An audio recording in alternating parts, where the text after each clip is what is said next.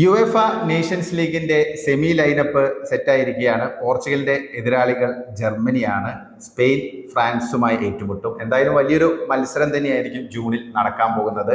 കാരണം അത്രയ്ക്കും മികച്ച ടീമുകൾ തന്നെ നേഷൻസ് ലീഗിന്റെ സെമിയിൽ എത്തിയിരിക്കുകയാണ്. പോർച്ചുഗലിനെ സംബന്ധിച്ച് ഫസ്റ്റ് നേഷൻസ് ലീഗ് നേടിയതിനു ശേഷം അവർക്ക് ഇതുവരെ നേഷൻസ് ലീഗിന്റെ സെമിയിൽ എത്താൻ സാധിച്ചിരുന്നില്ല.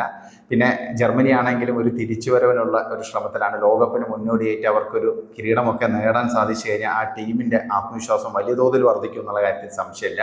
സ്പെയിൻ ആണെങ്കിൽ നിലവിൽ തൊട്ടതെല്ലാം പൊന്നാക്കിക്കൊണ്ടിരിക്കുകയാണ്. നിലവിലെ യുഎഫ നേഷൻസ് ലീഗ് ചാമ്പ്യന്മാരാണ്, യൂറോ കപ്പ് ജേതാക്കന്മാരാണ്. അപ്പോൾ അവർക്ക് ആ ഒരു ഡ്രീം റൺ തുടരേണ്ടതുണ്ട്.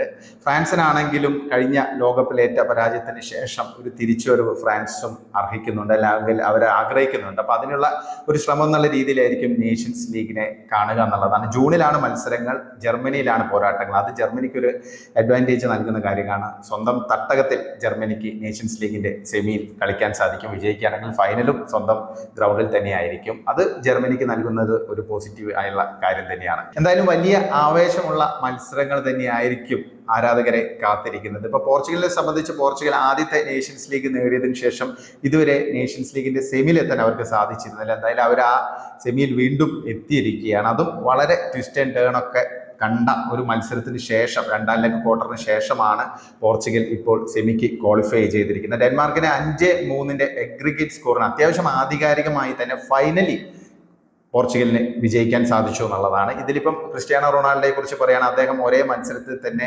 ആദ്യം വില്ലനായി, പിന്നീട് ഹീറോ ആയി. ആദ്യം ആ പെനാൽറ്റി മിസ്സാക്കുന്നു, അദ്ദേഹം തന്നെ ഏൺ ചെയ്ത പെനാൽറ്റി മിസ്സാക്കുന്നു, പിന്നീട് അദ്ദേഹം ഒരു ഗോൾ നേടി ലീഡ് നൽകുന്നു പോർച്ചുഗലിന്. അപ്പം ശരിക്കും ഒരുപാട് മുഹൂർത്തങ്ങളൊക്കെ ഉണ്ടായി. പിന്നെ ഡ്രിങ്കാവോ എന്ന് പറയുന്ന ആ ഒരു പ്ലെയറിനെ സംബന്ധിച്ച് അദ്ദേഹത്തിന് 2 ഗോളുകൾ നേടാൻ സാധിച്ചു. സ്പോർട്ടിങ്ങിന്റെ പ്ലെയർ ആണ്.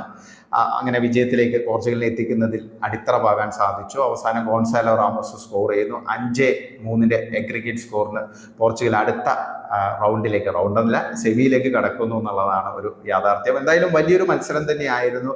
ശരിക്കും ആരാധകരെ മുൾമുനയിൽ നിർത്തുന്ന രീതിയിൽ ഒരുപാട് മുഹൂർത്തങ്ങൾ ഉണ്ടായി. റൊണാൾഡോയുടെ ഒരു ഗോൾ ഓഫ് സൈഡായി മാറി, അങ്ങനെയുള്ള പിന്നെ ജോട്ടയുടെ ഒരു ഗോളും ഓഫ് സൈഡായി മാറി. അപ്പൊ ഇങ്ങനെയുള്ള ഒരുപാട് ഹാപ്പനിങ്സ് നടന്ന ഡെൻമാർക്കാണെങ്കിൽ ശരിക്കും പൊരുതിയാണ് പരാജയപ്പെട്ടിരിക്കുന്നത്.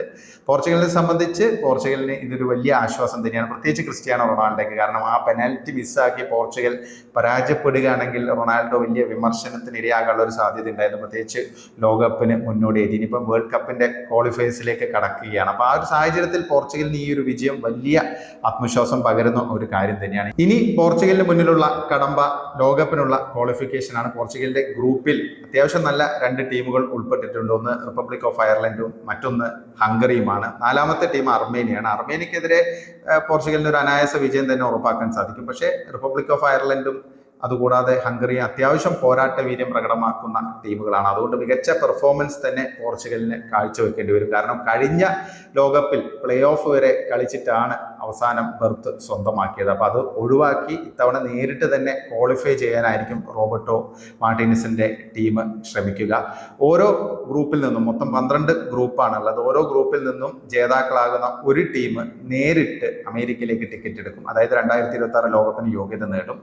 പിന്നെ ഈ ഗ്രൂപ്പിലെ 2ാമത് ഫിനിഷ് ചെയ്യുന്ന ടീമുകൾ തമ്മിൽ ഏറ്റുമുട്ടി പ്ലേ ഓഫിൽ ഏറ്റുമുട്ടി അതിൽ നിന്ന് 4 ടീമുകൾ ലോകകപ്പിന് യോഗ്യത നേടും. മൊത്തം 16 ടീമുകളാണ് യൂറോപ്പിൽ നിന്ന് ലോകകപ്പിന് എത്തുന്നത്. ആ രീതിയിൽ എല്ലാവരും, പ്രധാനപ്പെട്ട ടീമുകൾക്കെല്ലാം ഗ്രൂപ്പ് ചാമ്പ്യന്മാരാവുക എന്നുള്ള ഒരു ലക്ഷ്യമുണ്ടാകും. ഇപ്പൊ ഇറ്റലിയെ സംബന്ധിച്ച് പറയുകയാണെങ്കിൽ ഇറ്റലി ജർമ്മനിയോട് പരാജയപ്പെട്ട് നേഷൻസ് ലീഗിന്റെ സെമി കാണാതെ പുറത്തായി. ആദ്യ ലെഗിൽ അവർ 2-1 പരാജയപ്പെട്ടിരുന്നു മിലാനിൽ.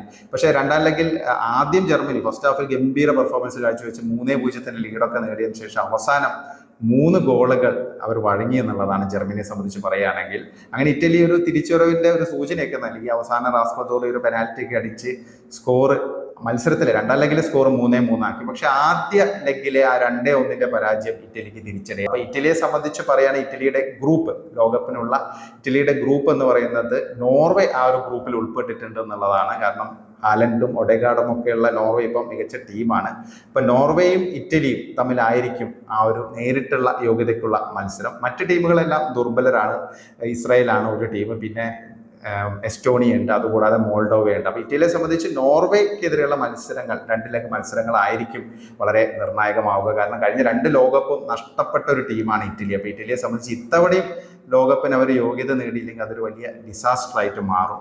അപ്പം ആ രീതിയിൽ അവർക്ക് ഒരു വളരെ നിർണായകമായ പോരാട്ടങ്ങളാണ് ഇനി അവരെ കാത്തിരിക്കുന്നത്. പിന്നെ ഫ്രാൻസിനെയൊക്കെ സംബന്ധിച്ച് ഫ്രാൻസൊക്കെ നേഷൻസ് ലീഗിന്റെ സെമിയിൽ എത്തിയിരിക്കുകയാണ്. ഫ്രാൻസ് കഴിഞ്ഞ ലോകകപ്പിലേറ്റ പരാജയത്തിന് ശേഷം ഒരു ഗംഭീര തിരിച്ചുവരവിനുള്ള ശ്രമത്തിലാണ്. കഴിഞ്ഞ യൂറോ കപ്പിന്റെ സെമിയിൽ അവർക്ക് സ്പെയിനിനോട് അടിതെറ്റിയിരുന്നു. അപ്പം എന്തായാലും ഇനി അവർ ഒരു മികച്ച രീതിയിൽ തന്നെ ലോകകപ്പിന് മുന്നോടിയായിട്ടൊരു വിജയം നേടാൻ സാധിക്കുകയാണ്. അത് അവർക്ക് വലിയ ഒരു ബൂസ്റ്റ് ആവും എന്നുള്ള കാര്യത്തിൽ സംശയമില്ല. അപ്പോൾ ഫ്രാൻസിന്റെ ഗ്രൂപ്പൊക്കെ വലിയ ടഫ് ഗ്രൂപ്പല്ല. യുക്രൈനൊക്കെ വരുന്നുണ്ടെങ്കിലും വലിയ ടഫ് ഗ്രൂപ്പല്ല. പിന്നെ സ്പെയിനും നെതർലാൻഡ്സും, അതാണ് മറ്റൊരു കാര്യം പറയാനുള്ളത്. സ്പെയിനും നെതർലാൻഡ്സും തമ്മിലുള്ള നേഷൻസ് ലീഗിന്റെ ക്വാർട്ടർ വളരെ ആവേശകരമായിരുന്നു. ആദ്യ ലെഗ് 2-2, അവസാന ലെഗ് 3-3, അവസാനം പെനൽറ്റി ഷൂട്ടൗട്ടും കടന്ന് സഡൻ ഡെത്തിലാണ് സ്പെയിന് സെമിയിലേക്ക് പ്രവേശിച്ചിരിക്കുന്നത്. ഇപ്പം സ്പെയിൻ്റെ ഗ്രൂപ്പ്, അതായത് ലോകകപ്പ് ക്വാളിഫിക്കേഷനുള്ള ഗ്രൂപ്പ് കുറച്ച് ടഫാണ്. കാരണം തുർക്കിയും ജോർജിയയും ബൾഗേറിയയുമാണ് സ്പെയിൻ്റെ ഗ്രൂപ്പിൽ വരുന്നത്. അപ്പം സ്പെയിനെ സംബന്ധിച്ച് നല്ല പെർഫോമൻസ് തന്നെ അവർക്ക് പുറത്തെടുക്കേണ്ടി വരും. പിന്നെ മികച്ച ടീമാണ്, അവർക്ക് കറക്റ്റായിട്ട് തന്നെ ആ രീതിയിലുള്ള പെർഫോമൻസ് കാഴ്ചവെക്കാൻ സാധിക്കുമെന്നാണ് ആരാധകർ പ്രതീക്ഷിക്കുന്നത്. അപ്പം എന്താണ് നിങ്ങൾക്ക് ഈ നേഷൻസ് ലീഗിൻ്റെ സെമിയെക്കുറിച്ച് തോന്നുന്നത്? അതുമാത്രമല്ല ലോകകപ്പ് ക്വാളിഫിക്കേഷൻ ഗ്രൂപ്പുകളെ കുറിച്ചുള്ള നിങ്ങളുടെ അഭിപ്രായങ്ങളും കമൻ്റായി രേഖപ്പെടുത്തണേ.